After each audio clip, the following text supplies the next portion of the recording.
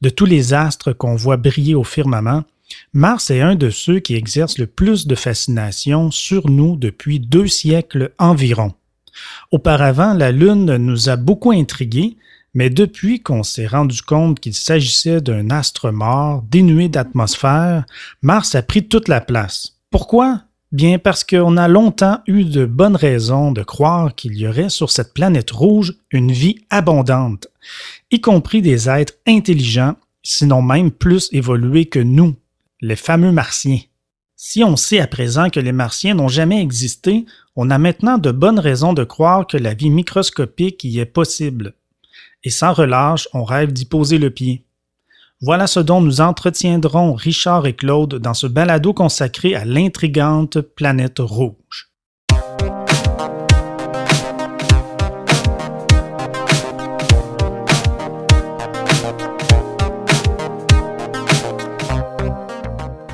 Claude Lafleur est journaliste scientifique. Il suit au quotidien l'exploration spatiale depuis 50 ans.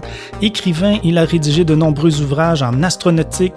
Il commente l'actualité spatiale dans les médias québécois. Et Richard Mascotte est historien de formation. Il a été journaliste pendant plus de 30 ans à la radio de Radio-Canada, dont les dernières années aux Années-Lumière. Bienvenue à bord. Nous vous souhaitons un agréable voyage. Alors, merci Mathieu Rancourt pour cette introduction, ce gentil petit préambule. Bonjour Claude Lafleur. Bonjour Richard. Bonjour tout le monde. Ça va bien Claude? Ça va super bien. Alors, on parle d'un sujet qui fascine beaucoup de monde, la planète Mars. Ça nous fascine à peu près tous, et plus particulièrement depuis 200 ans.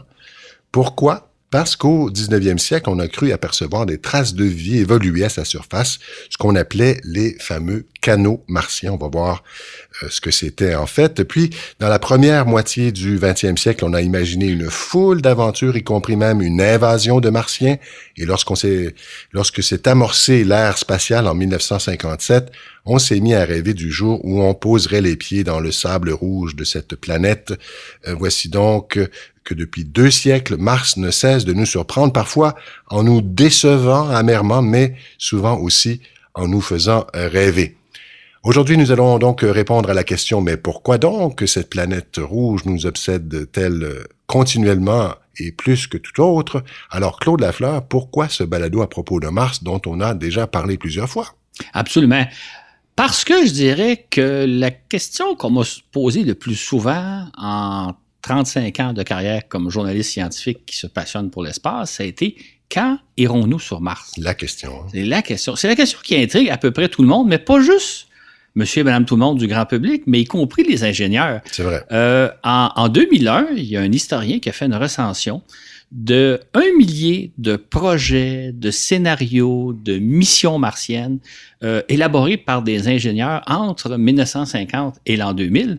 Et depuis 20 ans, ça fait une bonne moyenne par année. Ça fait une bonne moyenne d'année. Et depuis 20 ans, il s'en est ajouté encore beaucoup d'autres. Là, tu sais. Mm-hmm. Ce qui fait que Mars, c'est vraiment la destination martienne. C'est vraiment la destination qui intéresse tout le monde, à la fois les ingénieurs et qui fait aussi rêver le grand public que nous sommes. Sans compter, Claude, toutes les œuvres de science-fiction, il y en a plusieurs, les livres grand public, les films, les documentaires et le reste. Donc, toutes ces œuvres qui décrivent à leur façon des missions ou des aventures martiennes. On constate aisément que Mars nous fascine, autant le grand public que les spécialistes, comme tu viens de dire, depuis de très nombreuses décennies déjà. Et ton propos aujourd'hui, Claude, ce sera d'essayer de comprendre les raisons pour lesquelles Mars nous fascine autant depuis 200 ans, sinon même depuis, dans le fond, beaucoup plus longtemps. Depuis toujours. En fait, là, ce qui est fascinant quand on analyse l'histoire, la grande histoire, on se rend compte que aussi loin qu'on remonte dans l'histoire, Mars nous a intrigués. En fait, dès l'époque des Babyloniens, des Égyptiens, des Grecs, des Romains, ils avaient remarqué que Mars se distinguait de tous les autres objets qu'on voit dans le ciel, hormis la Lune et le Soleil, évidemment, qui sont encore plus... Hein? Mais Mars nous a toujours intéressés. Et aujourd'hui, on se passionne pour Mars pour des raisons différentes de ce que nos ancêtres, les gens de l'Antiquité, avaient. Mais Mars continue toujours de nous fasciner parce qu'on découvre, et je dirais même en dépit de ce qu'on découvre, comme on va le voir dans les prochaines minutes. Mm-hmm. Mais si Mars nous fascine depuis si longtemps, évidemment, Le fait qu'elle soit visible à l'œil nu aussi aide beaucoup. Et puisque nous explorons l'espace depuis plus de 60 ans maintenant, comment se fait-il que nous n'y soyons pas encore rendus? Pourtant, comme tu viens de le dire, on a effectué plus d'1 millier d'études, donc pendant ces 50 années-là, de projets, de scénarios de toutes sortes, et depuis 70 ans maintenant. C'est tout de même étonnant, non? C'est tout à fait étonnant, surtout quand on sait que la conquête de Mars, c'est le premier projet sérieusement étudié, et ça dès les années 1940 par Wernher von Braun. Ça fait longtemps qu'on rêve d'aller sur Mars et pourtant, 70 ans plus tard, on n'y est toujours pas rendu. Voilà donc ce qu'on va explorer aujourd'hui, notre fascination pour Mars. Pourquoi donc?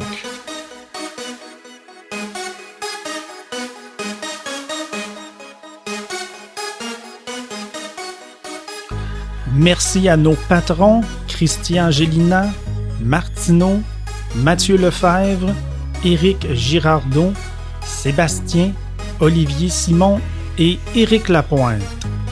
Votre soutien est très apprécié. Nous vous dédions cet épisode.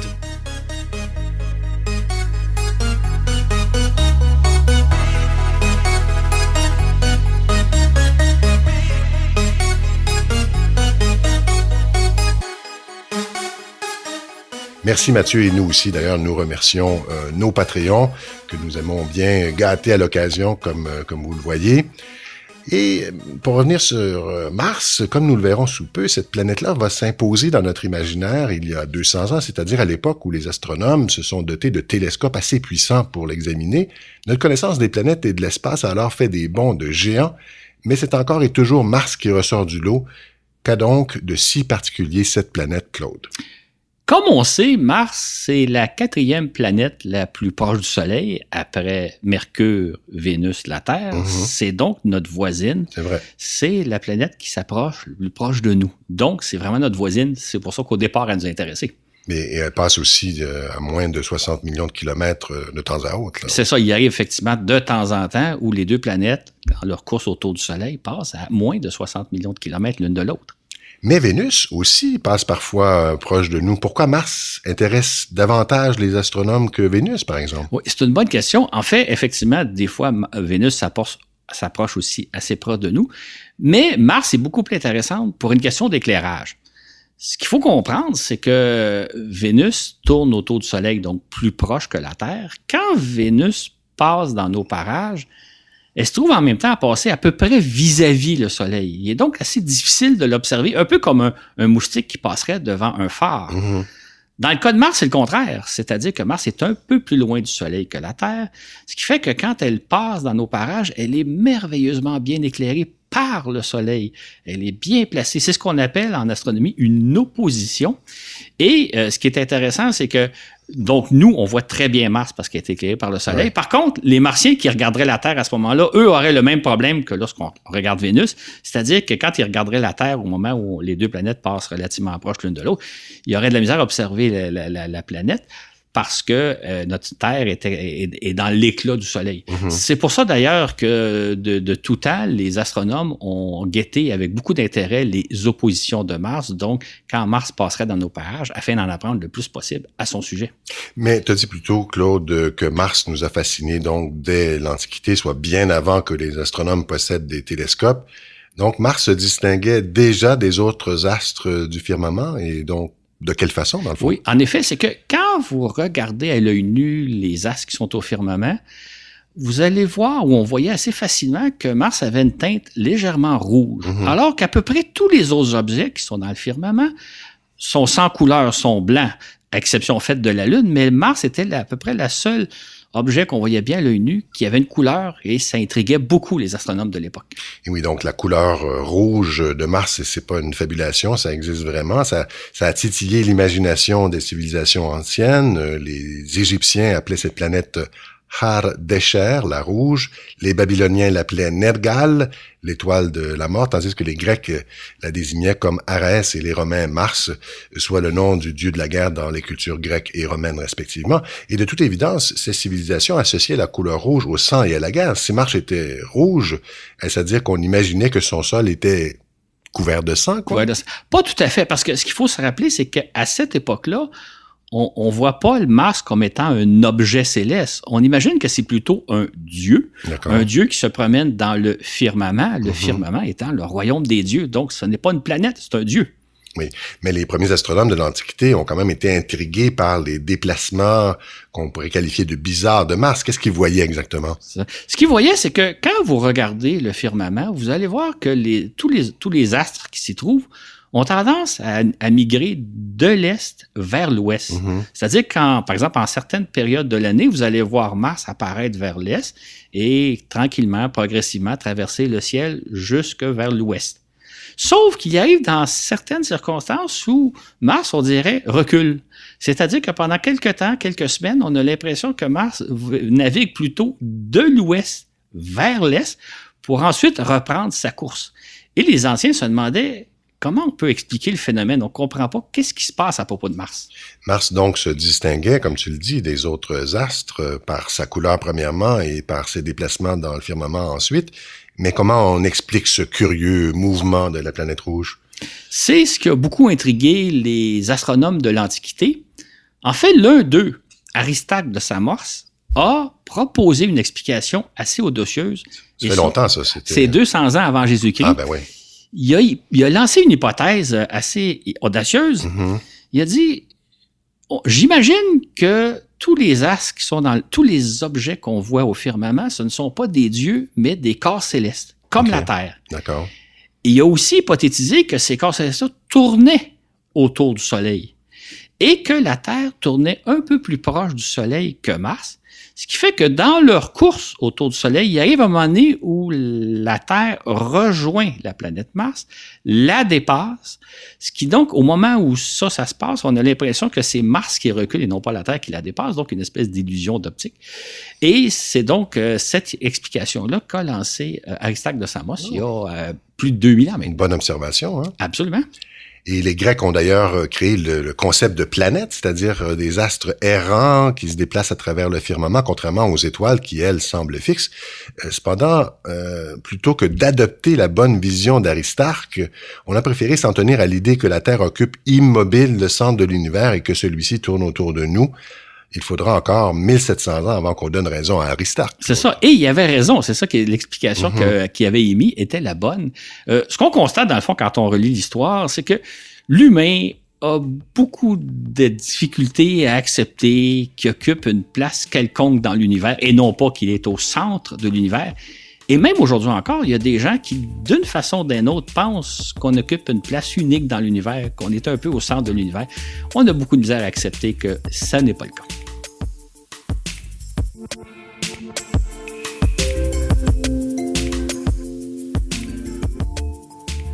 En discutant avec quelqu'un, il arrive qu'on vienne à se dire « Oui, mais moi, j'ai vécu telle ou telle chose. » Ou encore « Je connais quelqu'un qui a vu ou vécu telle ou telle chose. Je sais donc que c'est vrai et que ça marche. » Que ce soit l'influence de la Lune sur nos vies, un régime miracle pour maigrir, l'homéopathie ou une vision très populiste de nos problèmes sociaux, l'expérience personnelle demeure l'argument le plus convaincant de tous.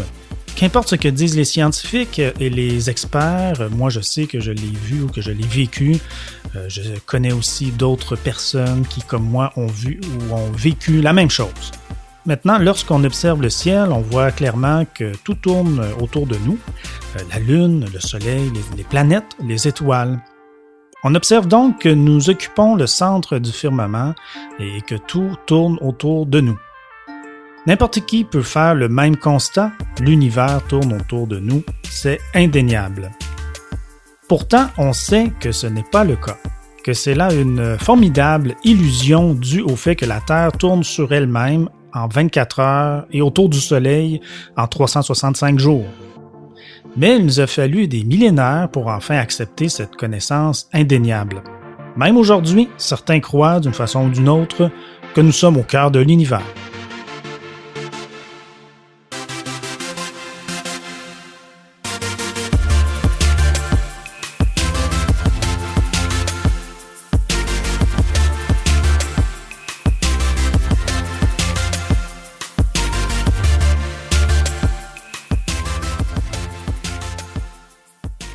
Merci Mathieu Rancourt.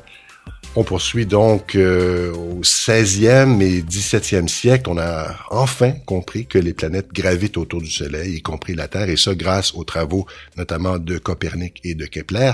Ce dernier qui va déterminer également que Mars fait le tour du Soleil en 687 jours, tandis que la Terre, elle, évidemment, en prend 365.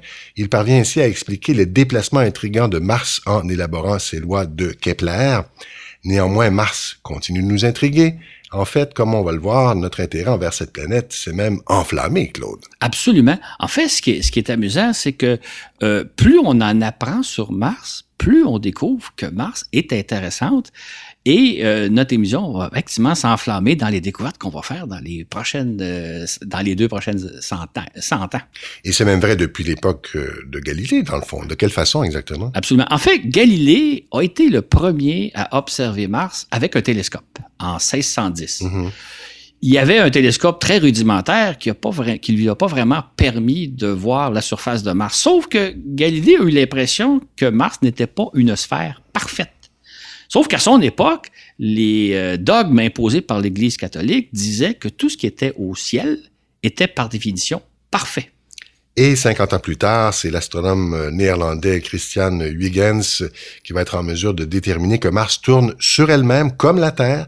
Et mieux encore, il va observer que la planète effectue une rotation sur elle-même en 24 heures comme la Terre. C'était quand même avant-gardiste comme découverte. Absolument. C'était une découverte assez surprenante parce que on ne retrouve ça nulle part ailleurs dans le système solaire, le fait qu'une planète tourne en 24 heures sur elle-même. Mmh. En fait, pour être plus précis, le jour sur Mars dure 37 minutes de plus que sur Terre. La journée est un peu plus longue. Ouais. Mais le fait que les deux planètes tournent sur elles-mêmes en à peu près 24 heures, ça nous rapprochait un peu plus l'une de l'autre, là. C'était une voisine qui nous ressemblait un peu plus que les autres planètes. Et donc, 10 ans plus tard, en 1666, l'astronome italien Giovanni Cassini va repérer ce qui semble être des calottes blanches au pôle sud et aussi au pôle nord de Mars, Claude. Absolument.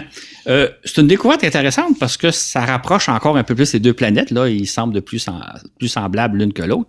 Ce qui est intéressant dans cette découverte-là, c'est que le fait de voir qu'il y aurait des calottes polaires sur Mars nous donne à penser qu'il y a donc de l'eau sur Mars et qu'il y a aussi une atmosphère qui ressemble à nous. Donc, on commence à imaginer que sur Mars, il pourrait y avoir de la vie, peut-être même une vie un peu semblable à la nôtre, parce qu'il faut savoir qu'à l'époque, on imagine que toutes les planètes sont habitées, ça va de soi, c'est l'évidence même, et que sur Mars, peut-être que la vie ressemble un peu plus à celle aux conditions qu'on a sur Terre. Donc, pour les gens, c'était naturel de penser ça. C'est ça, exactement. Ça allait de soi qu'il y avait de la vie sur toutes les planètes, y compris même sur la Lune. Là. Mm-hmm. Et donc, un siècle plus tard, environ en 1783, c'est l'astronome britannique William Herschel, d'origine germanique au départ, qui va découvrir que l'axe de rotation de Mars est incliné d'une trentaine de degrés, à peu près comme celui de la Terre. Donc, il estime aussi que la planète possède une atmosphère assimilable à la nôtre. Ces observations l'amènent à conclure tout naturellement que les habitants de Mars doivent vivre dans des conditions climatiques et saisonnières assez semblables aux nôtres. On continue dans le même fil. C'est ça, exactement. Encore une fois, une autre similitude avec la Terre. On comprend un peu comment l'idée qu'il y a une vie sur Mars, une vie semblable à la nôtre, est en train de s'installer. Oui. En fait, c'est amusant de penser que les deux planètes tournent sur elles-mêmes en 24 heures et en étant légèrement penchées sur le côté d'à peu près 24-25 degrés. Mm-hmm. Comme l'avait imaginé Herschel, ce phénomène-là génère des saisons. Ben oui. Donc, il y a des saisons sur Mars, un été, un hiver, un printemps, un automne. Mais comme la planète prend à peu près 2 fois plus de temps à faire le tour du Soleil que la Terre, les saisons sur Mars sont 2 fois plus longues qu'ici. Et comme toutes ces découvertes marquent un point très important, comme tu dis, Claude, Mars ressemble tellement à la Terre comme aucune autre planète du système solaire. En quoi c'est si important, ça? C'est important parce que si Mars avait été différent de la Terre, comme le sont la plupart des autres planètes, on se serait pas mis à fantasmer à son sujet. On se serait pas mis à imaginer des choses. C'est la faute de Mars, finalement. C'est la faute de Mars. En fait, si Mars avait pas eu des calottes polaires comme sur Terre, si son atmosphère avait pas semblé assez semblable à la nôtre. Si la planète n'avait pas tourné sur elle-même en 24 heures, s'il n'y avait pas des saisons, on ne serait pas mis à imaginer qu'il y a une vie semblable à nôtre. En fait, on ne serait pas mis à imaginer qu'il y a des Martiens sur Mars. C'est à cause des similitudes que cette idée-là s'est implantée en nous, sans trop qu'on s'en rende compte d'ailleurs. Mm-hmm. Donc, si Mars n'avait pas présenté bien davantage de similitudes que toute autre planète, l'idée qu'il s'agit d'une planète habitée par des êtres semblables à nous ne se serait pas imposée aussi naturellement. C'est ce que tu crois. On n'aurait pas été obsédé par Mars comme on l'est depuis 2 siècles. C'est ça, exactement. C'est le fait que les similitudes entre la Terre et Mars sont énormes. Maintenant, ce qu'il faut savoir, c'est que ces similitudes-là, c'est des hasards, c'est des coïncidences. Mm-hmm. Il n'y a pas de raison qui explique que Mars tourne sur elle-même en 24 heures comme sur Terre, puis que les 2 planètes sont inclinées d'à peu près 24-25 degrés chacune. C'est strictement un hasard. Ça aurait pu être très différent, comme c'est le cas pour les autres planètes. Mm-hmm. Par ailleurs, le fait qu'on a vu des calottes polaires et que l'atmosphère de Mars semble transparente comme celle de la Terre nous a amené à penser qu'il devait y avoir des conditions sur Mars assez semblables à celles qui règnent sur Terre. Donc, une sorte d'environnement hospitalier, quoi. Hospitalier à la vie comme sur Terre. Or, on sait aujourd'hui que ce n'est vraiment pas le cas. Mais à l'époque, on se disait, Mars est pratiquement identique à la Terre. Ça nous a fait beaucoup fantasmer. D'où l'idée que si Mars est aussi accueillante que la Terre, il doit sûrement y avoir des Martiens.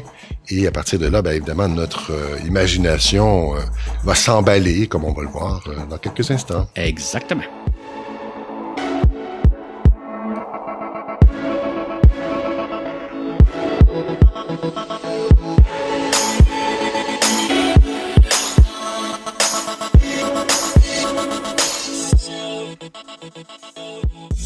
Au 18e siècle, pendant que les astronomes découvraient de nombreuses similitudes entre Mars et la Terre, ils réalisaient en même temps que les autres planètes sont très différentes. Ainsi, ils avaient repéré que Vénus avait la même taille que la Terre, mais qu'elle est enveloppée d'une épaisse couche de nuages. Impossible de voir quoi que ce soit de sa surface, ni de déterminer la durée de son jour. On imaginait par conséquent Vénus comme une sorte d'oasis torride, une planète recouverte de luxuriantes forêts tropicales. Quant à Mercure, qui se trouve encore plus proche du Soleil, on imaginait qu'il y régnait des conditions très différentes de la vie terrestre. Concernant Jupiter, Saturne, Uranus et Neptune, on les savait gigantesques et sans doute assez froides, étant donné leur grande distance du Soleil. Dans tous les cas, les astronomes n'excluaient pas que ces planètes soient habitées, mais habitées par des êtres fort différents de nous, ce qui n'était évidemment pas le cas de Mars, qui semblait offrir des conditions similaires aux nôtres.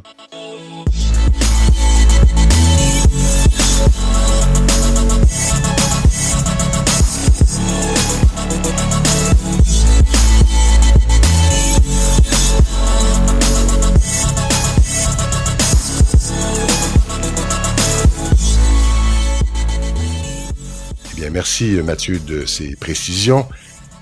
À partir des années 1800, les astronomes possédant des télescopes assez puissants, on va découvrir avec ravissement que Mars s'assimile encore plus à notre monde terrestre. Et la grande question qu'on va se poser alors est tout naturellement à quoi ressemble la vie martienne, pensait-on en tout cas à ce moment-là. Car pour tout le monde, il est absolument inconcevable d'imaginer que Mars ne puisse être le théâtre d'une vie abondante et développée comme sur Terre. Et enfin, Claude, arrive 1877. Qu'est-ce qui se passe cette année-là? Et oui, 1877, c'est l'année de la grande découverte martienne qu'on va le voir dans quelques minutes. En fait, Mars se trouve cette année-là à passer particulièrement proche de la Terre, à 56 millions de kilomètres seulement. Son point le plus proche pratiquement. Exactement, c'est ça? Oui. Je pense pas qu'il y a beaucoup plus proche, peut-être à quelques milliers de kilomètres près. Ouais. Et c'est donc avec beaucoup d'intérêt que les astronomes voient venir cette opposition-là, avides qu'ils sont de braquer leur télescope afin de voir vraiment qu'est-ce qu'il y a sur la surface de Mars. Que va-t-on découvrir? C'est alors que l'astronome italien Giovanni Schiaparelli observe ce qui lui paraît être des lignes courant à la surface de Mars. Ces lignes, il faut penser à des rivières. Il les baptise d'ailleurs du nom de grands cours d'eau terrestres, Indus, Gange, Tibre. Donc, il avait beaucoup d'imagination, ce Schiaparelli, Claude. En fait, c'est un outil pour décrire ce que lui voyait. Et Schiaparelli a utilisé le mot canali, qui est le pluriel du mot canale en italien. ça veut dire rivière ou cours d'eau. Oui. Malheureusement, ce mot-là a été traduit dans bien des langues par canal ou canot. Encore une erreur de traduction qui a des conséquences. Exactement. Ouais. Et ce qui, canal ou canot, réfère à des infrastructures qu'on construit sur Terre, les fameux canaux maritimes pour se promener. Ouais. Donc là, ça a donné l'idée qu'il y avait sur Mars des canaux artificiels et non pas des rivières ou des canali comme avait apparemment observé Schiaparelli. Et c'est aussi l'époque des grands canaux qu'on construit aussi à l'époque. C'est ça. Ça, c'est une autre coïncidence malheureuse. C'est-à-dire que quand Schiaparelli utilise le mot canali, c'est l'époque où on envisage de développer le canal de Suez, le canal de Panama, donc des infrastructures qu'on va construire sur Terre. Fait que l'idée de canaux artificiels, flotte dans l'air, d'où la confusion, mauvaise traduction, plus un phénomène dont on parle un peu partout à ce moment-là. Ça crée la confusion dans laquelle on vit depuis maintenant presque 200 ans. Oui, il n'en fallait pas plus, évidemment, pour que l'imagination de plusieurs s'emballe. Il y aurait donc des canaux artificiels sur Mars. C'est donc la preuve que la planète rouge est habitée. On voit la construction mentale, hein, et habitée aussi par une civilisation technologiquement avancée, Claude. Absolument. Et par contre, ce qu'il faut savoir, c'est que quand même, il y a des astronomes qui doutent un peu. Non, c'est ça. En fait, dans les années 1880, les astronomes discutent entre eux non seulement de la nature des canaux martiens, mais même de l'existence. Parce que ce qu'il faut savoir, c'est que les canaux martiens sont très difficiles à voir. En fait, il y a à peu près personne qui les a vus. Fait qu'on se demande, est-ce qu'ils existent? Maintenant, l'idée qu'il y aurait des canaux sur Mars fait tellement rêver qu'on a appris l'idée, même si les astronomes, eux, sont pas certains de ce qu'ils ont vu. Et la vie martienne semble, à ce moment-là, c'est comme si on voulait pas en douter, là, chez plusieurs, dans le grand public, entre autres. C'est ça, exactement. Le fait qu'on ait fait une erreur de traduction à une époque où on parle de canaux a enflammé notre imagination. On s'est dit, il y a une civilisation sur Mars. Depuis le temps qu'on imagine que les conditions sur Mars sont semblable à celle de la Terre. On imagine qu'il y a une vie développée, une vie technologiquement avancée. Et là, il y a un chercheur, un astronome qui dit, j'ai même vu des canaux, lui, il parle de canali, j'ai même vu des canaux. Donc là, on imagine qu'il y a une civilisation semblable à nous qui construit des canaux, un peu comme nous, on est en train de faire exactement. À Suez et à Panama. Oui. Et donc, les traits observés à la surface de Mars par Schiaparelli paraissent s'étendre sur des centaines, voire des milliers de kilomètres et feraient des dizaines de kilomètres de largeur. Il s'agit donc de structures nettement plus imposantes que les canaux qu'on aménageait à l'époque sur Terre. On pensait que ça allait jusque-là, dans les années 1880? Absolument. En fait, il y a apparemment que les canaux étaient assez longs, assez gros, donc surtout si on veut pour les voir depuis la Terre. Il y avait quand même des astronomes qui disaient, écoutez, là, c'est peu probable qu'on puisse voir des canaux depuis la Terre, là. C'est quand même loin, Mars. Mais l'imagination était déjà partie. On imaginait qu'il y avait des Martiens qui construisaient des canaux. Est-ce qu'on parvenait à photographier ces canaux-là?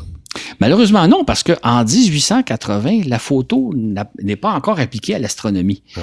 Pour observer Mars, il faut vraiment la regarder à l'œil au télescope, ce qui est une tâche très ardue. Là, ça demande beaucoup de concentration. D'ailleurs, il y a des astronomes qui s'imaginent que les canaux, c'est un peu une illusion d'optique. Ouais. C'est-à-dire que soit que vous avez des lentilles un peu déficientes qui fait que vous voyez pas clairement ce qu'ils voient, soit que les conditions de Mars sont pas très propice à l'observation, ou encore la fatigue de l'œil. Donc, on peut douter que les canaux existent. Et quant à la photographie, on a parlé dans notre balado La Grande Peur de 1910 plutôt. La photographie va être appliquée à partir des années 1900 et là, elle va vraiment révolutionner l'astronomie. Mais on n'a pas ça dans les années 1880, malheureusement. Oui. Mais Schiaparelli, lui, parle de canali, c'est-à-dire de cours d'eau et de rivières, et non pas de canaux artificiels, pourtant. Exactement. Pour un peu tout le monde, c'est comme il y a une erreur de traduction, ce qui fait que là, on s'est emballé alors que c'était pas ça qu'il avait vu au départ. Lui, il avait vu ce qui lui semblait être des cours d'eau. Qui plus est, au 19e siècle, on supposait que les planètes du système solaire se sont formées d'autant plus rapidement qu'elles se trouvent loin du Soleil. Ça, c'est un autre aspect important qui fait un peu rire aujourd'hui. On pensait effectivement que comme les planètes plus loin du Soleil se sont formées avant les soleils les plus proches, on imaginait que Mars était plus vieille que la Terre. C'était formé avant la Terre, alors que Vénus serait plus jeune.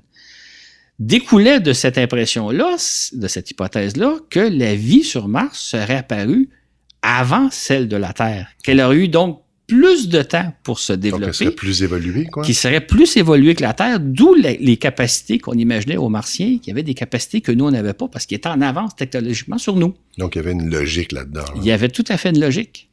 On pourrait même peut-être faire une analogie avec un feu de paille. Tout était en place pour que notre imagination s'enflamme et il ne manquait dans le fond qu'une étincelle. Exactement. Et cette étincelle-là, ce n'est pas Schiaparelli qui trouve des canaux, mais c'est plutôt un amateur américain qui va lancer toute l'histoire des canaux, c'est Percival Lovell. Dans un ouvrage publié en 1892, La planète Mars et ses conditions d'habitabilité, l'astronome français Camille Flammarion rapporte que durant la décennie 1880, les astronomes en général doutent de l'existence des canaux martiens. Par exemple, un d'eux, Richard Proctor, publie dans le Times de Londres un article dans lequel il suggère que s'il s'avère prouver que le réseau de lignes foncées existe vraiment, nous n'aurons d'autre choix que d'en déduire que des projets d'ingénierie nettement plus grandioses que ceux de notre monde ont été réalisés sur Mars. Il est cependant un peu tôt pour spéculer de la sorte. Son collègue Nathaniel Green considère plutôt que nous ne devons pas reconnaître ces singuliers aspects de Mars comme réels jusqu'à ce que d'autres observateurs les aient revus avec certitude. Son collègue Edward Maunder lance même l'idée que plusieurs canaux peuvent être dus à des illusions d'optique. C'est ainsi que tout au long de la décennie de 1880, les astronomes débattent de la question. Le problème majeur qui s'impose à eux vient de ce que les canaux martiens sont extrêmement difficiles à voir. La plupart des astronomes ne les verra d'ailleurs jamais.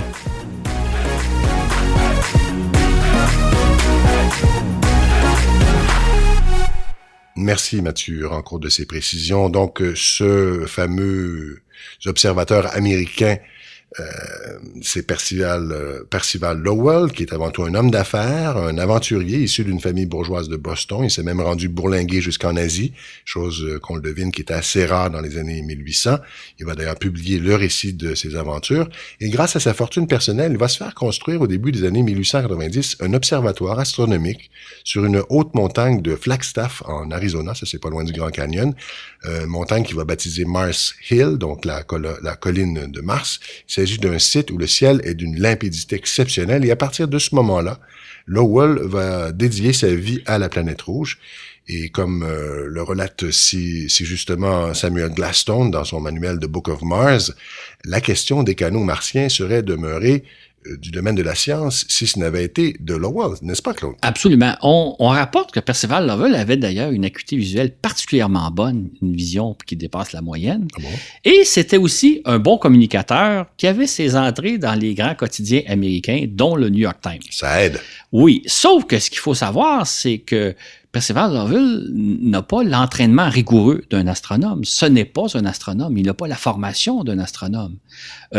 Pourtant, il va devenir l'un des grands experts de Mars, pour ne pas dire le plus réputé de tous. Et à partir de mai 1894, Lowell va amorcer ses premières observations de la planète rouge. Il voit alors des choses que personne d'autre n'a vues avant lui, dont des centaines de canaux cette fois. Et ce qu'il voit, ce sont même de gigantesques canalisations qui traversent Mars de part en part. Très vite, il va imaginer qu'il s'agit de canaux d'irrigation mis en place par une civilisation très avancée. Il va même en parler dans 3 livres, Claude. Absolument. Entre 1896 et 1908, il va publier 3 livres, mais il va aussi donner quantité de conférences d'un bout à l'autre des États-Unis, même en Europe. Il va publier des articles et ou faire publier des communiqués dans différents journaux. C'est donc un bon communicateur et il va nous proposer un scénario assez sensationnel. Lui, ce qu'il imagine, c'est que la planète Mars, c'est une vieille planète. C'est une planète qui se meurt, qui est en train de s'assécher.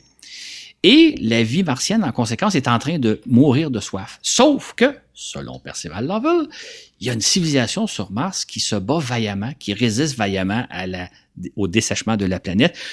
Une civilisation qui a construit un gigantesque réseau de canaux qui achemine l'eau des pôles vers l'équateur. Quelque chose d'un projet remarquable. Oui, assez fantastique. Quelle imagination. C'est une vision, évidemment, qui devait faire rêver à l'époque. Et Lowell aurait vu des gigantesques canaux, disait-il, qui s'étendent sur des milliers de kilomètres et qui font des dizaines de kilomètres de largeur. C'est plutôt invraisemblable. C'est invraisemblable. Pour donner une idée, si on mettait ça à l'échelle de la Terre, c'est comme si on imaginait un canal qui part de New York jusqu'à Los Angeles, en traversant le continent en ligne parfaitement droite. Peu importe qu'il y a des montagnes, des vallées, des rivières, peu importe le relief, ces canaux étaient en ligne droite, ce qui fait que quand on y pense aujourd'hui, ça n'avait pas de bon sens. Mais à l'époque, on a acheté l'idée parce qu'elle était trop fantastique. Mm-hmm. On notait au passage donc que les canaux dessinés par Lowell diffèrent fondamentalement des canali décrits par Schiaparelli. Comme tu le disais, Claude, c'est des lignes droites parfaitement droites, tracées à la règle, pourrait-on dire, et les canaux vont varier de 3 à 32 km de largeur, et les plus longs canaux vont dépasser 5000 km. Donc, comme tu disais, Claude, c'est à l'échelle de la Terre, ce serait comme des canaux qui relieraient New York et Los Angeles. Des lignes incroyables quand on y pense. Ben, c'est ça l'affaire qui est assez amusant quand on étudie le dossier. Quand on regarde ça avec la tête froide, on se dit ça n'avait pas de sens, c'est insensé. Il aurait fallu qu'il tienne compte du relief, etc. Mais à l'époque, on était tellement vendu à l'idée qu'il y avait de la vie sur Mars, une vie évoluée, avec des Martiens capables de construire des choses extraordinaires, qu'on a accepté l'idée sans trop réfléchir. Et il y a un article du New York Times du 10 février 1895 qui a attiré ton attention, Claude. Absolument. Dans cet article-là, on nous fait part que on peut imaginer que les Martiens sont en avance sur nous, qui sont technologiquement plus avancés que nous.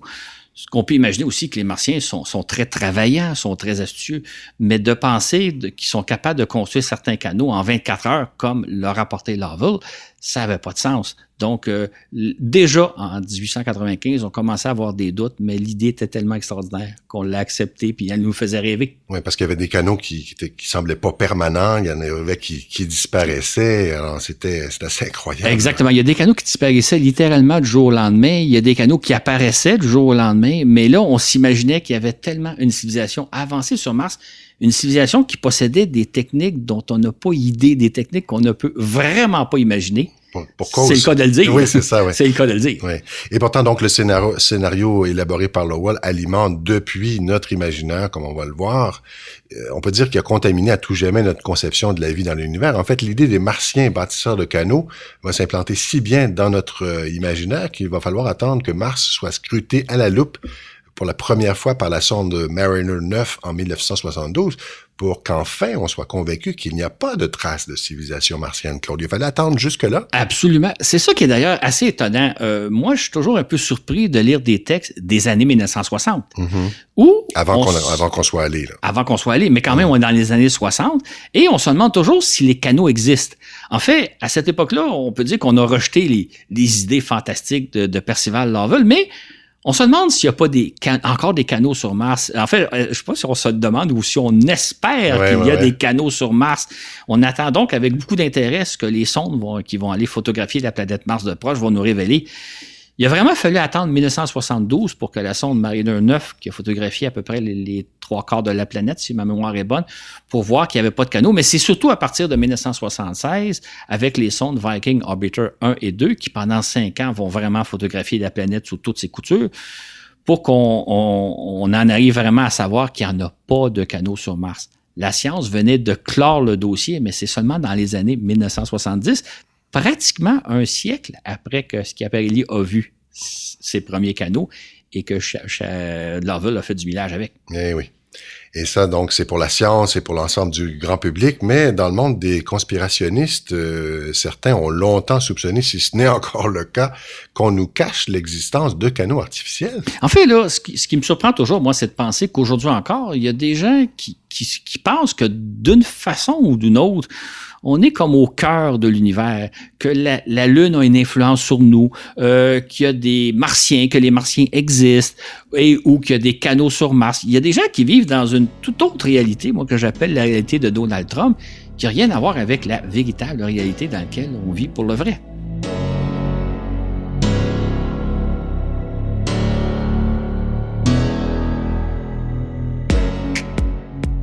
Notons que l'article du New York Times du 10 février 1895, que citent Richard et Claude, commençait comme suit. De toutes les planètes, Mars est celle qui ressemble le plus à la Terre. Les astronomes sont généralement d'avis que Mars est habité. Les arguments en faveur de l'existence d'êtres intelligents sur Mars sont plausibles, mais pas entièrement convaincants. Voilà qui résume très bien la situation dans laquelle on se trouvait alors. Mais rappelons-nous que ce n'est pas parce qu'une idée semble plausible, logique même, au point d'apparaître comme incontestable, qu'elle est véridique pour autant. L'exemple que nous offre le 19e siècle à propos de Mars est riche d'enseignements puisque nous savons que nos grands-parents avaient tout faux.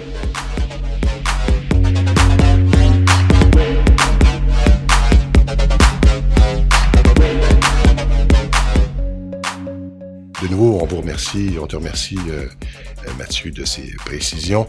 Et l'idée qu'il y a sur Mars une civilisation évoluée, des Martiens, comme on les appelait, comme des fois on a envie encore de les appeler de nos Absolument. jours. Ouais. Des Martiens qui ont de surcroît construit un vaste réseau de canalisation afin d'irriguer leur planète.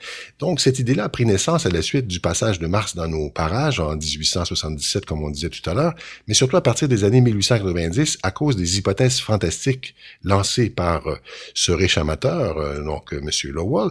Pourtant, dans le tome 1 de ton livre, Claude, Terre en vue, Terre au pluriel, tu montres clairement que dès le départ, on aurait dû mettre en doute, pour ne pas dire rejeter comme invraisemblable, les idées de cet amateur, donc Percival Lowell. On avait, dis-tu dans cet ouvrage-là, Terres en vue, tout ce qu'il fallait pour anéantir ces fabulations, mais on ne l'a pas fait. Absolument. C'est ce que je trouve le plus navrant dans toute l'affaire. C'est quand on lit les documents de l'époque, on voit très bien qu'on avait suffisamment d'informations ou de réflexions pour dire le scénario que nous propose Percival Lowell ne tient pas la route, n'a pas de sens. Par ailleurs, d'autres astronomes se disent, écoutez, là, les canaux, c'est invraisemblable, ça n'a pas de sens.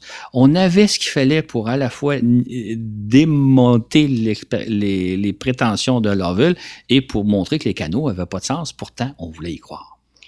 Mais on ne l'a pas fait, pourquoi? Par aveuglement volontaire? Explique-nous ça, là, parce que c'est incroyable qu'on se soit aveuglé par rapport à quelque chose qui pouvait être expliqué. Absolument. Moi, c'est vrai que c'est surprenant. Moi, c'est ce que j'ai constaté à la lecture des documents de l'époque.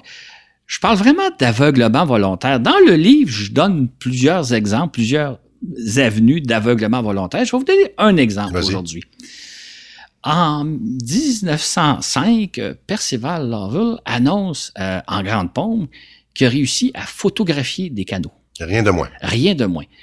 Fait que là, on pouvait se dire, enfin, on va pouvoir les voir parce que, comme je disais un peu tantôt, c'est très difficile de les voir, mais lui, il a des photos. Fait qu'il nous annonce même qu'il a pris une vingtaine de photos de canaux. Mm-hmm. L'année suivante, il publie un livre, son deuxième livre sur Mars, qui s'appelle Mars and its Canals, donc Mars et ses canaux. Mm-hmm. Dans ce livre-là, il précise qu'il a photographié 38 canaux. Okay. Et il dit de lui-même, enfin, les canaux vont révéler leur existence par eux-mêmes, puisqu'on va pouvoir les voir. Moi, là, quand j'ai lu ce livre-là, parce que je l'ai lu à l'époque où j'ai fait mon livre sur Terre en vue, je me disais, wow, on va avoir la preuve que les canaux existent. Grande déception. Ah bon? Dans le livre contient des dizaines de photographies, des dizaines d'illustrations de Mars, mais aucune ne montre un canal. Aucune illustration, sur aucune illustration, on peut voir les fameux canaux qu'aurait photographiés Percival Lowell. Aucune photo. Malgré ce qu'affirme Lowell dans son livre, il ne nous montre aucune de la vingtaine de photos où on aurait vu un canal. Alors, qu'est-ce qui se passe là? C'est ça. En fait, on peut se demander comment se fait-il qu'il nous montre aucune photo, mais aujourd'hui, on a la réponse. Percival Lowell ne nous montre jamais ses photos pour la bonne et simple raison qu'il n'a jamais photographié les canaux martiens, parce qu'aujourd'hui, on le sait. On le sait qu'il n'y a jamais eu des canaux sur Mars. Là. Les sondes nous ont photographié la planète, nous le savons. Donc, finalement, Percival Lowell n'a jamais eu en main des photos sur lesquelles on voit les canaux. Pourtant, il persiste dans différents articles, dans ses livres, à dire qu'il y en a des photos, il ne nous les montre pas. Pour moi, Percival Lowell... On parle de certains culots ici. Là. C'est ça, il y a le culot de dire j'ai des photos, mais il ne les montre pas, on ne les voit pas, il ne les montre même pas dans son livre. Pour moi, Percival Lowell, c'est un fumiste. Mais on acceptait quand même ces dires sans demander à voir, par exemple, des preuves, par exemple, ces fameuses photos. Comment ça fonctionnait? Et oui, effectivement, on acceptait sans lui demander ses preuves. on avait tellement le goût de rêver, tellement le goût du scénario de Mars que on tenait pas nécessairement à voir les preuves. En fait, c'est un phénomène que moi j'ai vu beaucoup dans le domaine des soucoupes volantes, dans le domaine de l'astrologie, du paranormal. Quelqu'un affirme avoir des preuves, les preuves de ce qui avance. Souvent, on lui demandera pas. On lui demandera pas de nous voir ses preuves. Puis si jamais on le demande, la personne va trouver moyen de se défiler. On voit beaucoup ce phénomène-là en pseudosciences, et pour moi, Percival Lowell, c'est un pseudo-scientifique. Mais comment c'est possible d'accepter que quelqu'un affirme avoir vu une preuve qu'il nous montre pas, là? Il faut que tu continues ton explication, là, parce que... Oui. Comment on accepte ça, là, comme public? Parce qu'on veut y croire. Parce qu'on veut y croire. Puis là, si on a... on peut demander la preuve, mais souvent, puis moi, je l'ai vu, le phénomène, le seul fait que la personne dit « j'ai la preuve de ce que j'avance », il y a beaucoup de gens qui vont se contenter de ça en disant « la preuve existe ». On le voyait dans le phénomène de Percival Lowell. Il dit « j'ai une vingtaine de photos sur lesquelles on voit une bonne trentaine de canaux ». Pour beaucoup de monde, c'est suffisant. Et on n'a pas besoin d'avoir la preuve. Il nous le dit, on a confiance à la personne. Il faut savoir que Percival Lowell, quand on lit à l'époque, c'est l'autorité dans le domaine de Mars. C'est le plus grand spécialiste de Mars. Donc, on lui fait confiance et on ne demande même pas à avoir la preuve. C'est étonnant, mais le phénomène s'est passé à cette époque-là. C'est pour ça que je parle d'aveuglement volontaire. On n'a même pas besoin de voir la preuve, on y croit. Donc, si on te comprend bien, Claude, on veut tellement y croire qu'on redoute, par exemple, que si on fouillait, on pourrait être déçu, on pourrait être désenchanté. C'est ça. On a le désir de croire. Pour ce faire, on fait preuve d'aveuglement volontaire. Et dans le cas de l'aveuglement volontaire, on tient pas trop à avoir des preuves parce que du coup que les preuves briseraient ce en quoi on veut tant croire. C'est un phénomène classique, là. Et donc, c'est pourquoi, selon toi, on a accueilli avec enthousiasme ces fabulations là, de Percival Lowell, si invraisemblables soient-elles, mais pourquoi exactement? Parce qu'on avait le désir d'y croire. Parce que depuis à peu près un siècle, on a appris que Mars ressemblait beaucoup à la Terre. On a développé l'idée que les conditions sur Mars seraient semblables à celles qui sont sur Terre. On a imaginé donc qu'il y a une vie sur Terre, sur Mars, que cette vie-là ressemble à celle de la Terre. Et là, vous avez un chercheur qui vient nous dire, oui, non seulement il y a une civilisation qui doit ressembler à la nôtre, mais ils font des canaux. Les canaux étant la preuve vivante de ce en quoi on veut croire. Et dans ton ouvrage, Claude, donc, qui s'appelle Terres en vue, je le rappelle, tu cites d'ailleurs un passage très éloquent d'un éditorial du New York Times du 30 juillet 1904. Il y a un passage qui illustre fort bien notre besoin de croire, comme tu dis, la découverte d'un prodigieux système de canalisation sur Mars, écrit, là c'est le New York Times, et je cite, « C'est une contribution importante au bonheur de l'humanité. Elle stimule en effet notre imagination et nous donne quelque chose à penser en dehors de nous. » Et oui. Et ça, c'est le sérieux New York Times. Oui, puis d'un article de 1905. 1904, oui. 1904. Oui. Pour moi, là, ça résume tout.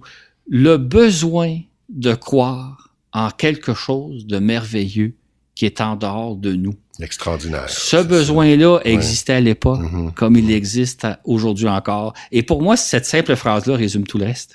Et c'est ainsi que donc, tout au long de la première moitié du 20e siècle, une foule d'auteurs, dont les auteurs d'un nouveau genre, la science-fiction, se sont emparés de l'idée acceptée par tous de l'existence des Martiens, il n'y avait pas de guillemets à l'époque, pour faire leur chou gras et faire rêver les foules, finalement. Absolument. Mais en même temps, il n'y a pas juste les auteurs de science-fiction. Les médias, moi, je le voyais très bien dans les documents que j'ai lus à l'époque. Les médias, ça fait leur affaire de rêver. C'est les journaux à l'époque, surtout les journaux, oui, parce que la radio n'est pas encore inventée. Ouais, c'est ça. Tout le reste. Les médias sont heureux de faire rêver les foules qui demandent qu'à rêver. Ça vend la copie, quoi. C'est ça. Depuis des décennies que les médias rapportent que Mars ressemble beaucoup à la Terre. Il y a une vie sur Mars. Il y a une vie développée semblable à nous. Et maintenant, on a comme preuve qu'il y a même des Martiens en train de construire des canaux. Ça fait rêver tout le monde et on veut peut-être pas briser le rêve. Alors, wow, c'est des rêves assez impressionnants, là. Absolument. Sauf que ce qu'on constate à l'époque, et c'est pourquoi je parle d'aveuglement volontaire, c'est que toute personne qui entendait entendre raison aux gens de dire, écoutez, là, ça tient pas debout, ce scénario-là, ces personnes-là étaient au mieux considérées comme des troubles-fêtes, ou bien encore, leurs propos étaient totalement ignorés. Et c'est ça qui est arrivé vraiment. Là. Donc, quand on essayait de faire de dire que les canaux de Lowell, c'était pas vrai. Absolument, absolument. On voit des articles à l'époque publiés par des astronomes qui s'opposent aux théories de Percival Lowell, qui montrent que le scénario ne tient pas debout. D'autres astronomes vont dire, écoutez, de toute façon, là, supposons un seul instant qu'il y aurait des canaux sur Mars, ces canaux-là seraient invisibles depuis la Terre. Ça ne se peut pas qu'on puisse les voir avec des télescopes. Mais ce genre de discours-là, on voulait pas l'entendre. On voulait continuer de rêver qu'il y avait sur Mars quelque chose de merveilleux. Et ça, là, on le voit très, très bien dans les documents d'époque. Mm-hmm. Et ça rappelle un certain nombre d'histoires plus récentes, dont celle des fameuses armes de destruction massive que l'administration américaine de Bush a attribuées à Saddam Hussein, mais dont le ministre français des Affaires étrangères de l'époque, Dominique de Villepin, avait vaillamment tenté de montrer l'inexistence, mais encore là, on ne voulait rien entendre, on voulait y croire. Et donc, ce fut la même chose à propos des Martiens. Oui, et c'est pour ça qu'on parle d'aveuglement volontaire.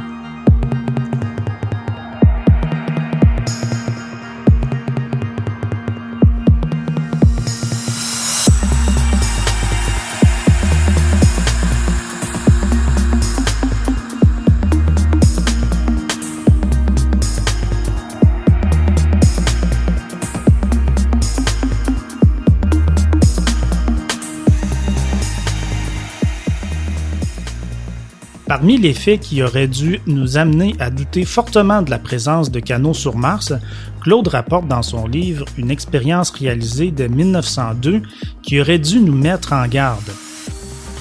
Dans une classe en Angleterre, un instituteur soumet à un groupe d'élèves des dessins de Mars dénués de tout canal. Ceux-ci doivent reproduire ce qu'ils voient, comme s'ils observaient Mars au télescope. 20% de ces dessins comportaient des canaux. Plus les élèves se trouvaient loin des dessins, donc ils voient les détails moins bien, plus ils ont eu tendance à dessiner des canaux. Cela a fait constater à l'astronome Charles Young que l'esprit humain a naturellement tendance à joindre des séries de petites taches difficiles à distinguer. Ceux qui ont cartographié les réseaux de canaux sur Mars ont sans doute reproduit fidèlement ce qu'ils ont vu, rapporte-t-il. Mais il semble vraisemblable qu'ils aient été victimes d'une illusion. Et rappelons-le, cette expérience a été réalisée en 1902. On aurait donc déjà dû se méfier de ceux qui affirment avoir vu des canaux sur Mars, mais on voulait tant y croire.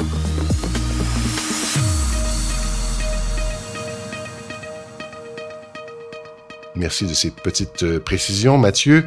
L'idée que Mars soit une planète où la vie s'est développée comme sur Terre et qu'on y trouve même des êtres plus ou moins semblables à nous, donc les fameux Martiens, ça s'est naturellement installé tout au long du 19e siècle. Puis, Claude, cette idée s'est incrustée définitivement dans notre imaginaire, même au 20e siècle, et assez avancée dans le 20e siècle. Finalement. Absolument. En fait, quand on regarde la première moitié du 20e siècle, on voit qu'on a été vraiment abreuvé de textes à propos de la vie sur Mars.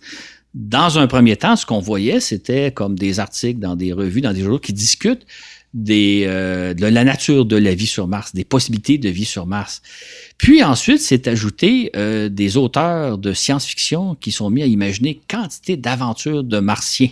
Ces aventures-là, dans un premier temps, étaient publiées, entre autres, dans des petits magazines de science-fiction qui se sont mis à pulluler à cette époque-là, jusqu'à ce qu'arrive le cinéma, qui là nous a fait vivre des aventures martiennes en couleur et en grand écran.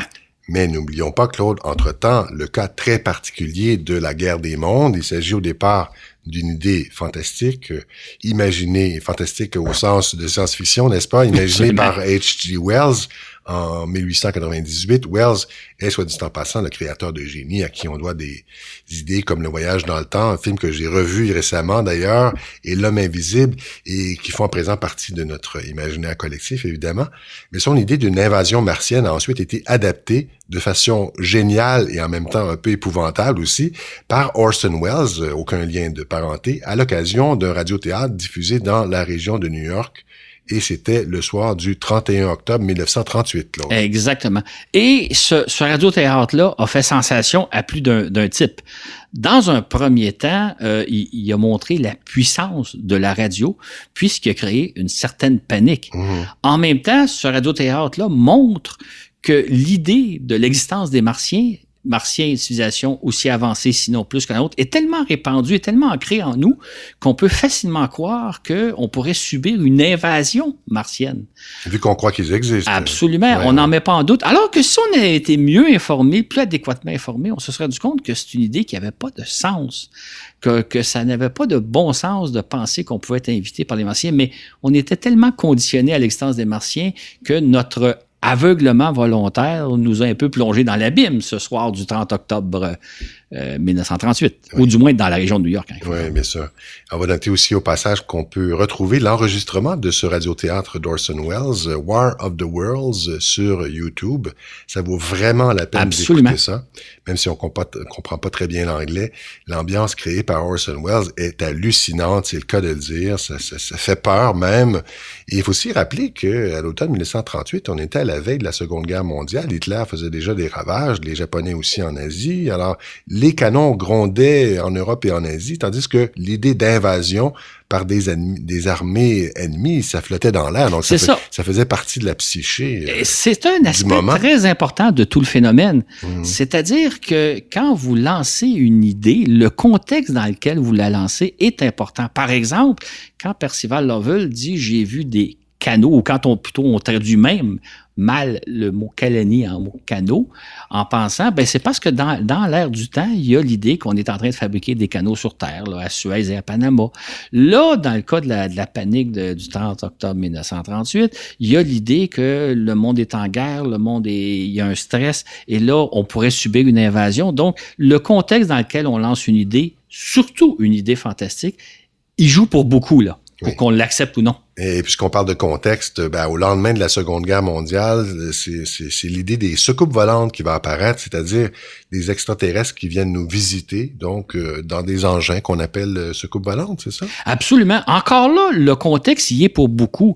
C'est-à-dire que c'est pas pour rien qu'on a accepté très facilement l'idée de soucoupes volantes qui viennent nous visiter. L'idée est apparue rapidement et s'est incrustée comme étant une idée qui avait du bon sens. Parce que au lendemain de la Deuxième Guerre mondiale, on est donc très conditionné à l'existence des Martiens. Il y a de la vie sur Mars, il y a une civilisation sur Mars.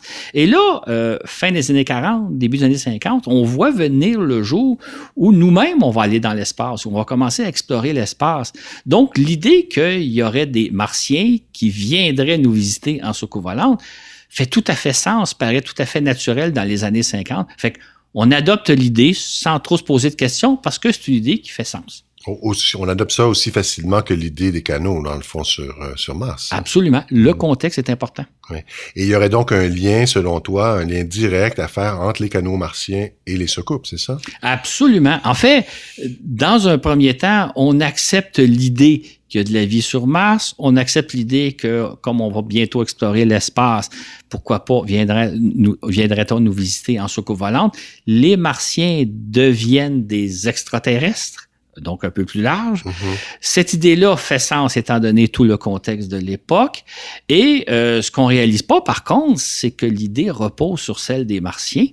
Et à ce moment-là, on se rend pas compte que dans le cas de nos grands-parents, on a fait un peu d'aveuglement volontaire. Oui. Même chose pour les Martiens. On accepte l'idée parce que l'idée fait du sens, c'est logique, c'est naturel, pourquoi pas. Exactement comme on a accepté l'idée des canaux de Percival Lowell presque un siècle plus tôt. Mais évidemment, à présent, on sait que tout ça n'a jamais existé.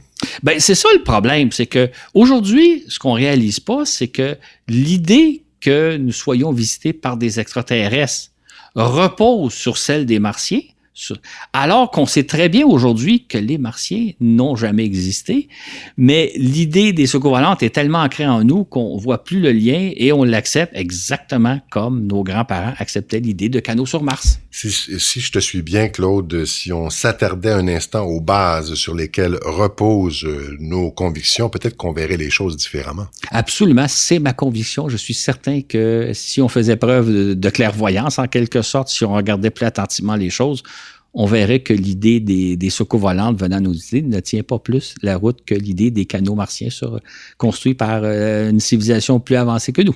Et quand on y repense, et plus calmement peut-être, est-ce qu'on ne devrait pas est-ce qu'on ne devrait pas considérer qu'on commet souvent la même bévue que nos grands-parents et que notre conviction d'aujourd'hui à propos, par exemple, des extraterrestres, il y a encore des gens qui y croient, pourrait paraître aussi farfelue, je sais pas moi, dans un siècle, par exemple? Moi, c'est ma conviction personnelle que dans un siècle, on va avoir la même vision des socovolants qu'on a celle des canaux martiens aujourd'hui.